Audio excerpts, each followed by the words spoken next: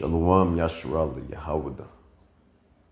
Brother Malak back with the biblical lessons, biblical breakdown. Something in the spirit. It's always good to be in the spirit, even when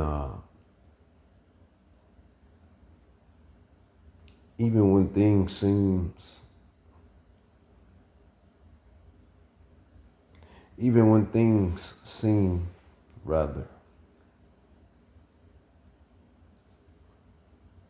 as if nothing is happening in the spirit at all. And there's a lot of prophecy taking course. So it's just, being that watchman. And ultimately, that's what we were.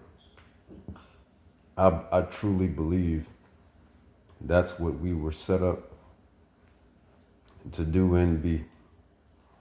But this topic, well, first I want to give all glory to Yahweh, Bahashim, Yahushai, Bahashim, Rakakadash, all glory to Yahweh, who the people in the world or of the world ignorantly call God.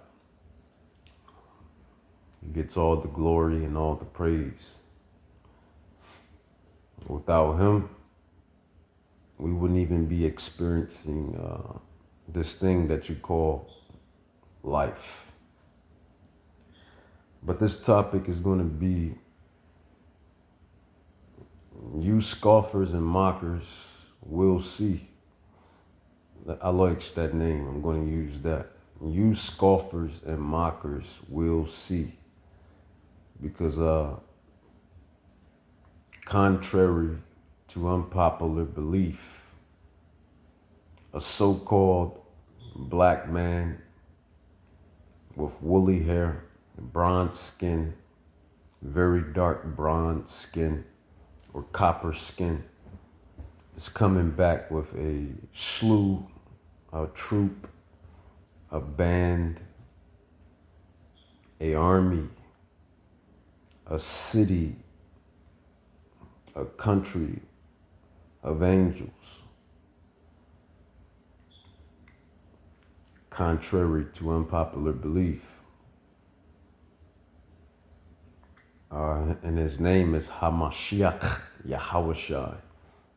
That is his Hebrew name when you match it all up with the ancient Paleo Hebrew, the Lashawan Kodash.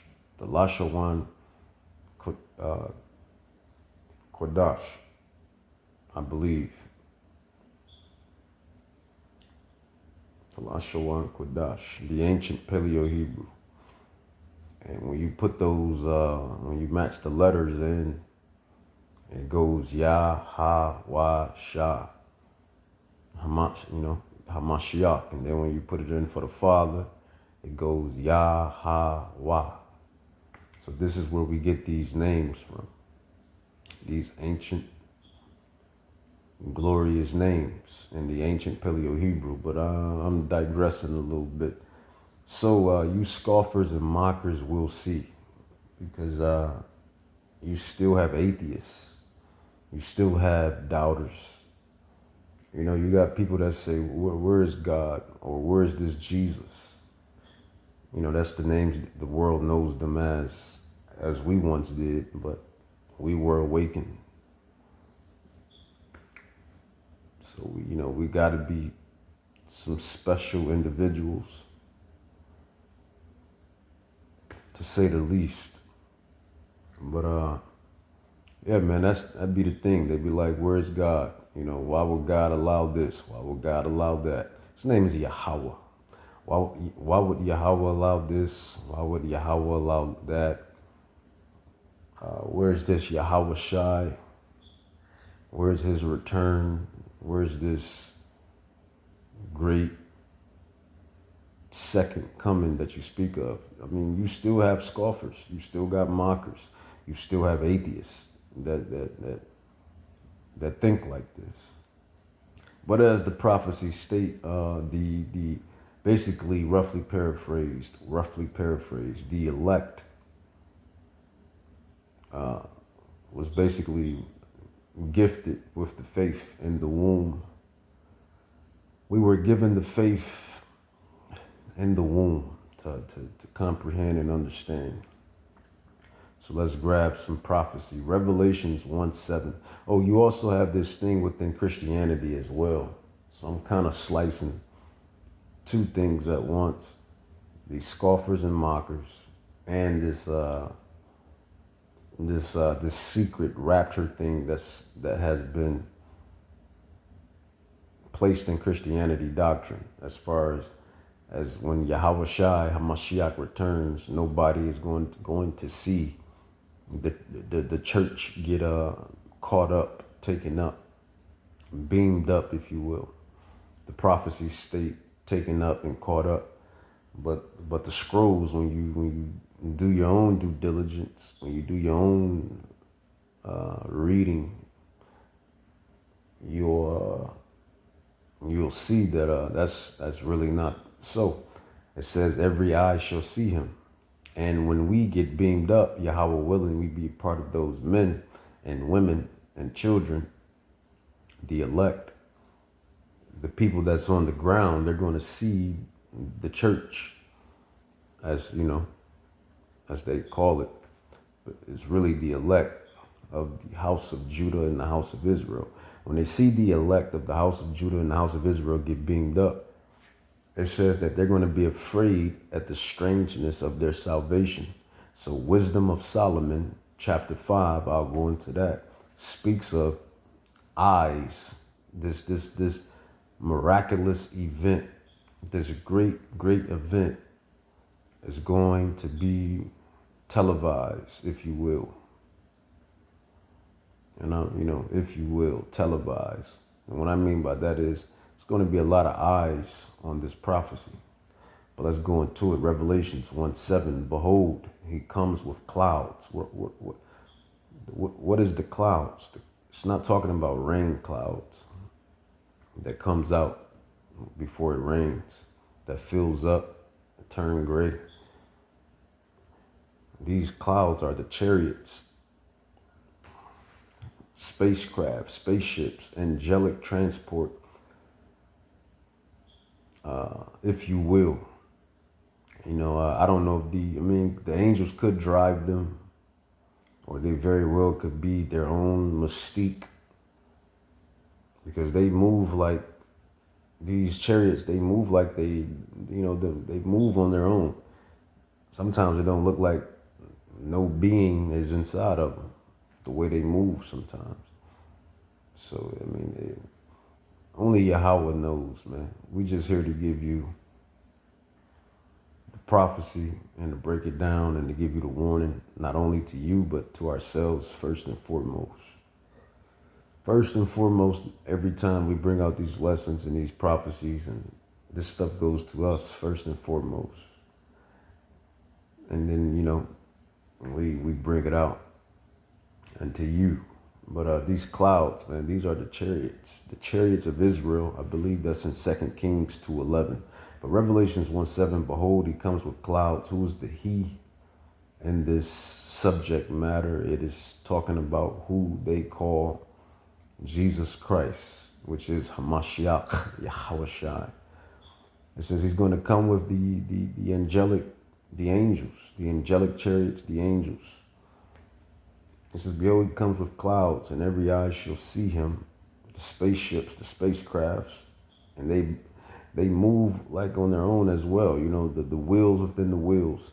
There's so many videos that's out on the internet that shows these wheels within wheels, these UFOs, that's these beams of light that goes in and out, disappear, flick in, flick off, turn on, turn off, expand, minimize themselves, maximize themselves. So they have their own way of showing forth the glory of Yahweh Bahashim Yahweh Shai. That's just the best way to put it. It says, behold, he comes with clouds, and every eye shall see him, and they also which pierced him. So every eye is right here in prophecy, right here in scripture. It says, every eye shall see him. So every soul that's going to be alive when this prophecy takes its course is going to see Yahweh Shai, coming with the chariots, coming with the angels. It says, and those that pierced him. And when I go into that, those who pierced him, you 2/3, you pierced him. You 2/3 pierced Hamashiach Yahweh Shai as well. You were there. You 2/3 were there.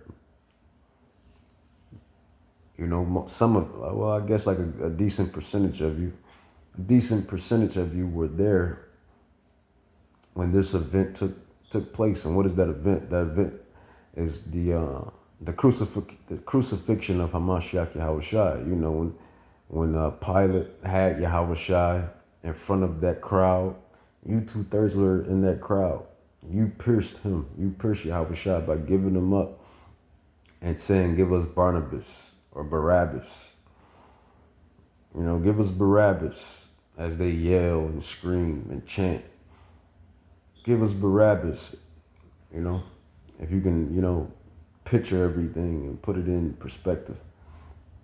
But ultimately, those that actually pierced Yahweh Shai Mashiach, those Roman soldiers, those spirits, I believe, are going to be back. Those that pierced them, crucified them. So it's like twofold, threefold, metaphoric, and literal all in one, because the 2/3 pierced Yahweh Shai, the Roman soldiers pierced Yahweh Shai, the crucifixion, and that's another metaphor with it. And then the other one, the actual piercing, when they I believe they pierced him on the side, and then the water gushed out on his side. So that's interesting. Revelations 1:7, behold, he comes with clouds, and every eye shall see him, and they also which pierced him, and all kindreds. All kindreds is talking about all the nations that's going to be alive during this prophetic event. It says, all kindreds of the earth shall wail because of him. And what is wailing? Wailing is like deep. I believe wailing is like a fearful sigh, fearful sighing. They're going to wail because of him. Even so, amen. It says, I am Alpha and Omega, the beginning and the ending, said Yahweh, says Lord, which is and which was and which is to come, the Almighty.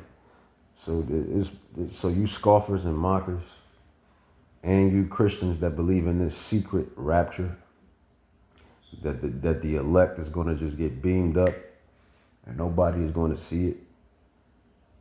Prophecy is proving you people wrong. Revelation 6, verse 14 on down, it says, and the heaven departed as a scroll when it is rolled together, and every mountain and island were moved out of their places. And the kings of the earth, and the great men, and the rich men, and the chief captains, and the mighty men, and every bondman, and every free man hid themselves. So somebody is seeing something. According to this prophecy, somebody is seeing something. So, it's going to be seen. The elect being beamed up is going to be seen by eyes, and Yahweh Shai returning with the chariots, the angels, and I believe the elect, because it says in 1 Thessalonians 4:16-17, those that died in this faith is going to rise first, and then we. But I think that's like that's going into being taken up, being caught up with Hamashiach Yahweh Shai. So I don't know if when that happens, are we coming to eradicate, or it will have to be. It'll have to be. because, or it could be, or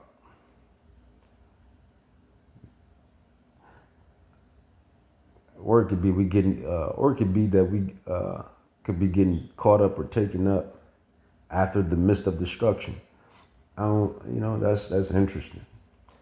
Do the caught up, taken up happens before the Armageddon destruction, or do it happens after?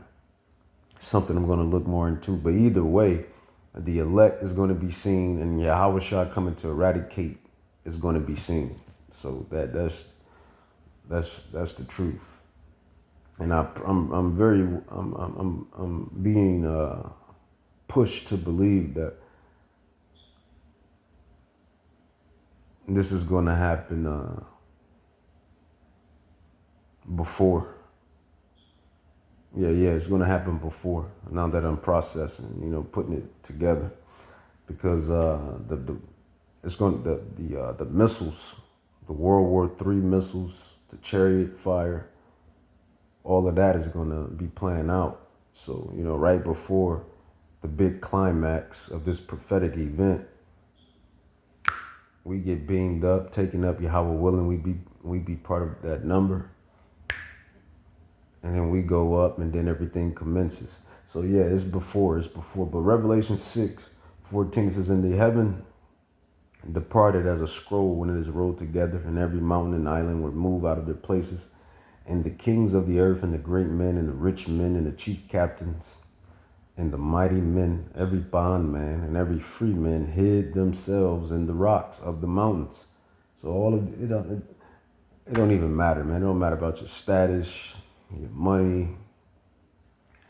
None of your material stuff gonna matter. None of your status, your earthly status and clout is gonna matter in that day. It says, because they are gonna be doing this. "And they said to the mountains and rocks, fall on us and hide us from the face of him that sits on that sits on the throne." And that is the Ancient of Days, Yahweh. "And from the wrath of the lambs, and from the wrath of the lamb, and from the wrath of the lamb." And we know the lamb, who came as the lamb, but now he's coming back as a lion, a roaring lion, Yahweh Shah Mashiach. "For the great day of his wrath is come, and who shall be able to stand?" So again, I'm proving to you that all eyes is going to see these events. Eyes are going to see these events. Precept upon precept, line upon line. 2 Thessalonians chapter 1, 7 on down, it says, "And to you who are troubled," and who is the ones that's troubled? Is the elect. Those that's waiting patiently for the return of Hamashiach Yahweh Shah. Those that's enduring whatever Yahweh has put on us to endure. We are enduring. Those are the ones that's troubled. It says, "And to you who are troubled, rest with us when the King Yahweh Shai," says Lord. Lord means King. It says the King Yahweh Shai shall be revealed from heaven with his mighty angels. There's already been talks about these 7-foot aliens coming out of ships. They look like African Americans. It's all type of rumors and all type of stuff that has been, dished out and said and seen. And if I'm really, getting to it, being honest, I done seen these chariots multiple times. I kid you not. Right hand to Yahweh Bahashem Yahweh Shah. I done seen these chariots multiple times. It's all type of footage, man. It's all type of videos and footage of these chariots everywhere, man. These angels, these angelic vehicles, these flames of fire. That's how Christopher Columbus discovered, well, he was already on the brink of coming towards America, the islands. He was coming towards the islands. But he has this thing written in his diary. he has this thing written in his diary called Saint Elmo's Fire. It's called Saint Elmo's Fire. And he's seen these fiery objects in the sky, which were the angelic vehicles.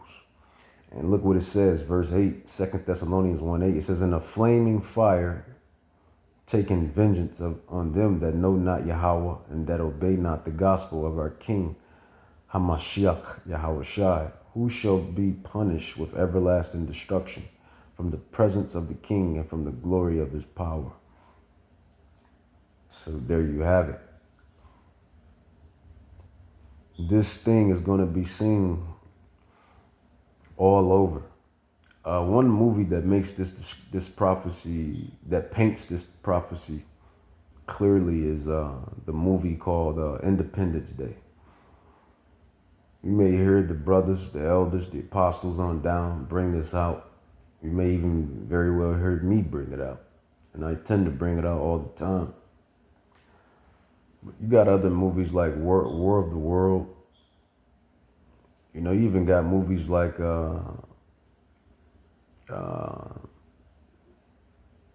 Quiet.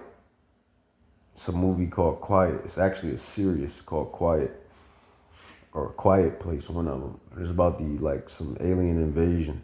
Usually any alien invasion type movie fits the description well, because that's basically what's going to happen. It's going to be an invasion, a spiritual invasion. And these are not aliens or monsters. This is Yahweh Bahashem Yahushai and the angels. This is the invasion, a spiritual invasion. Now, we don't care if you believe it or not. Honestly, I really don't. Because scoffers are going to scoff and mockers are going to mock. But one thing about the word of who you call God, and this is what I say this all the time, no mortal, no matter if you're an Israelite or a heathen, no matter if you're a heathen or an Israelite, no mortal can stop prophecy. It's just what it is. So I'll end it with this. Didn't want to be too long with it, or too long-winded. Romans 3:3 in verse 4 says, for what if some did not believe? Shall their unbelief make the faith of Yahweh without effect? So should these 2/3 and these heathens, should their unbelief stop Yahweh's prophecy? For what if some did not believe? Romans 3:3. What if some did not believe? Shall their unbelief make the faith of Yahweh without effect? Yahweh forbid. Yeah, let Yahweh be true, because he can't lie. But every man a liar. We know man can lie.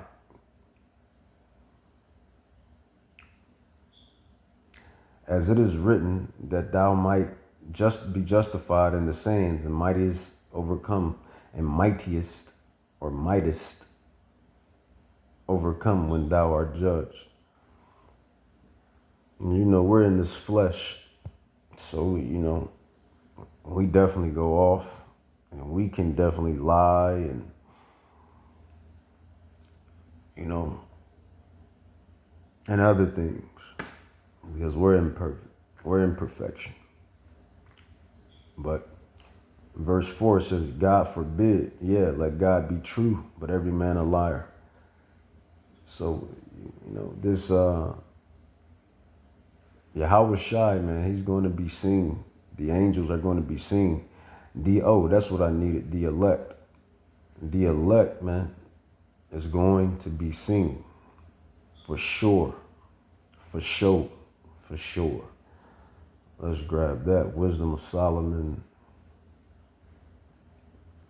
Wisdom of Solomon. Wisdom of Solomon. When you match it up, it goes with the elect being beamed up out of here, been taken up, caught up. Wisdom of Solomon 1. And it's gonna say it right in the text, man. Wisdom of Solomon 5. It says, "Then shall the righteous man stand in great boldness." Who is the righteous man? The righteous man is the elect. Ephesians 1, 4, and 5, Ephesians 11, Revelations 7, 4, Revelations 24, Revelations 14, 4. That is the righteous man, the elect of the house of Israel, of the house of Judah. It says, "Then shall the righteous man stand in great boldness before the face of such as have afflicted him." And who have done the affliction? Really, man, 2/3, these Israelites, these wicked niggas or niggards. The Bible calls you wicked niggas niggards. And yeah, these niggards, they do afflict us. You know, you see, you hear. And then ultimately, these heathens, they afflict us with the oppression, suppression, the lies, the envy, the jealousy. All of that is affliction. It says, "Then shall the righteous man stand in great boldness before the face of such as afflicted him and made no account of his labors." So yeah, this work that we're doing right now, this is labor. This is considered work. The Bible says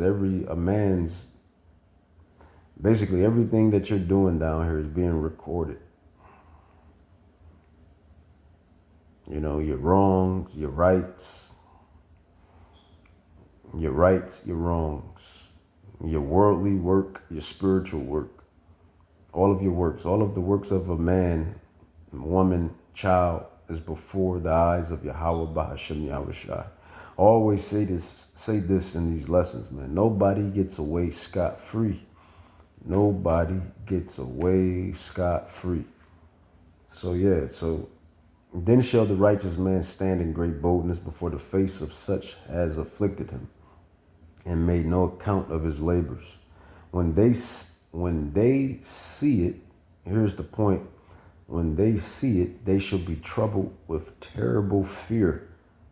See, this is the day that is talking about is the 2/3 and these heathens and these armies. The rest of the people that's going to be sitting watching the elect get caught up, taken up.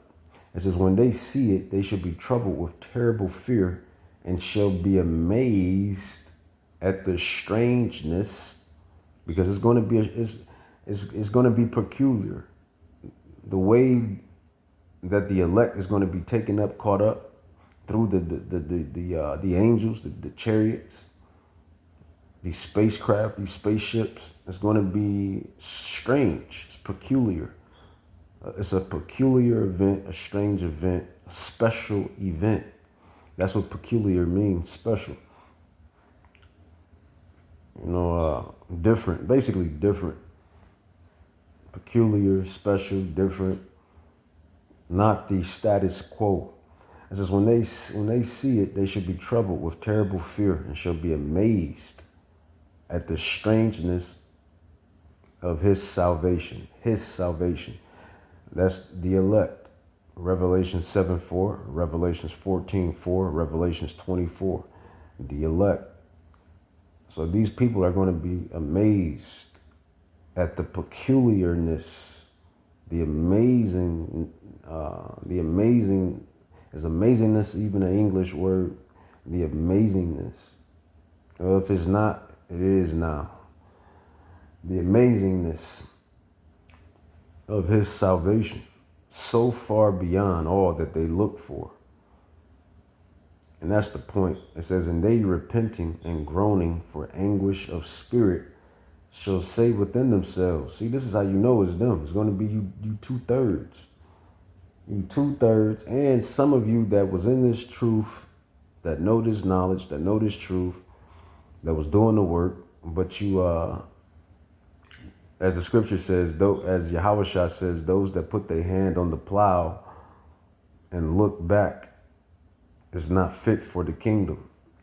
So it's going to be you is going to be, you're going to be in that too. It says, and they repenting and groaning of anguish of spirit shall say within themselves, this was he, they, whom we had sometimes in derision and a proverb of reproach. But more so, this is talking about the 2/3 and the heathens. But some of you people that put your hand back on the plow, you're gonna be feeling similar to this in a way too. It says, we fools accounted his life madness. The preaching, the teaching, doing these digital epistles like this. They count this madness. Out there on the highways and corners preaching, doing the ministry work, they count that madness. Preaching and teaching the gospel, they count that madness. It says, we fools accounted his life madness. You may not be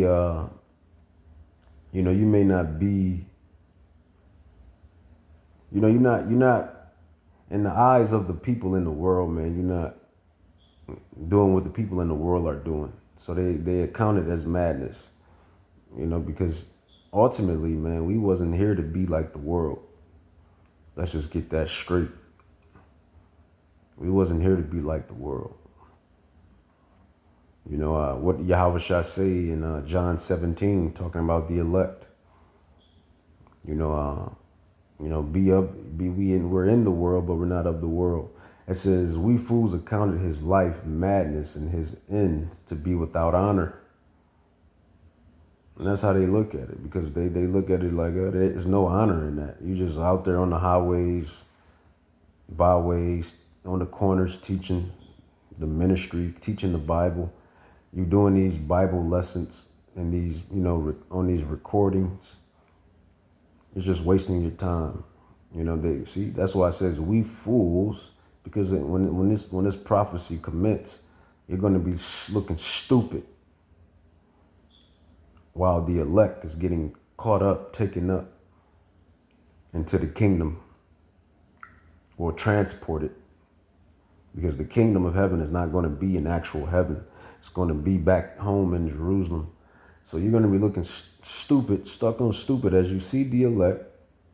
Some of the elect may be your mama, your daddy, your brother, your cousin, your uncle, your auntie, your co-worker, your boss, your employee,